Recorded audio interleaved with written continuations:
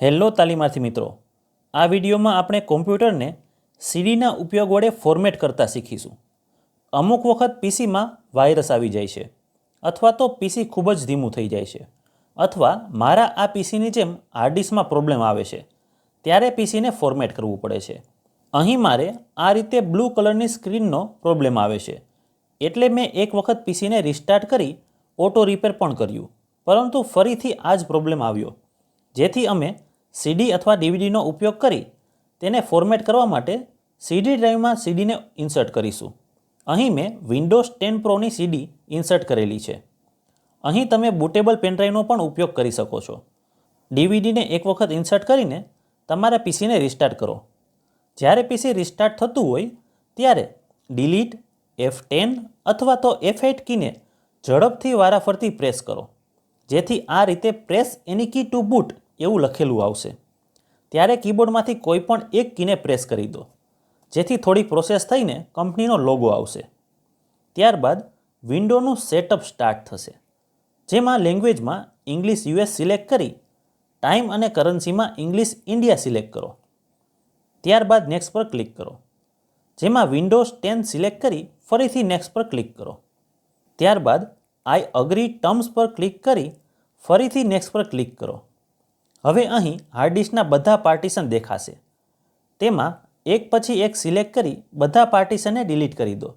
પરંતુ યાદ રાખો, જો તમારે માત્ર એક જ સી ડ્રાઈવને ફોર્મેટ કરવી હોય, એટલે કે ડેટાને રાખવાનો હોય અને ખાલી ઓપરેટિંગ સિસ્ટમને ફોર્મેટ કરવી હોય, તો માત્ર સી ડ્રાઈવવાળું પાર્ટીશનને ડિલીટ કરવું.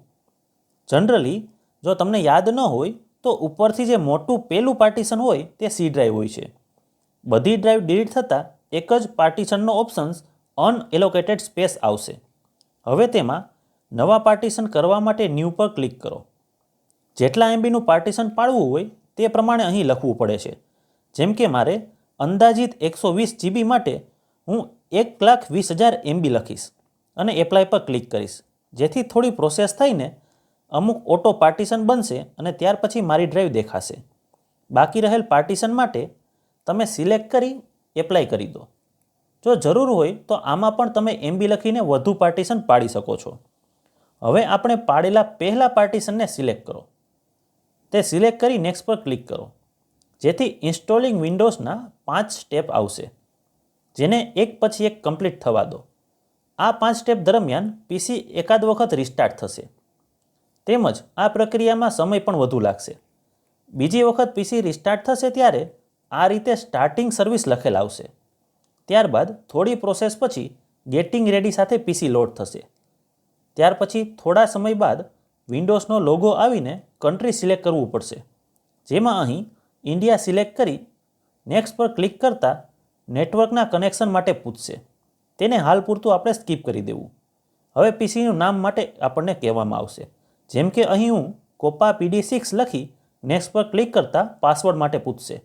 જો પાસવર્ડ રાખવો હોય તો તમે એન્ટર કરી શકો છો, પરંતુ અહીં મેં ડાયરેક્ટ નેક્સ્ટ કરેલું છે, જેથી અમુક એક્સેસ માટે પૂછશે.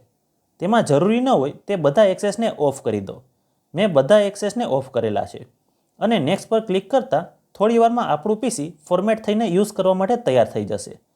આ સમયગાળા દરમિયાન પીસીને ઓફ કરવું નહીં. તો આમ આપણું ફોર્મેટિંગ કમ્પ્લીટ થયા પછી આ પ્રમાણે ડેસ્કટોપ આવશે. આશા છે કે તમને આ ફોર્મેટિંગની પ્રક્રિયા સમજાઈ ગઈ હશે. જનરલી વિન્ડોઝ 10નું અને વિન્ડોઝ 11નું ફોર્મેટિંગ સરખું જ હોય છે. આશા છે કે અહીં આપેલી માહિતી તમને સારી લાગી હશે. તો આવા જ ITIના અપડેટ તથા જોબની માહિતી માટે ચેનલને સબસ્ક્રાઈબ જરૂર કરજો.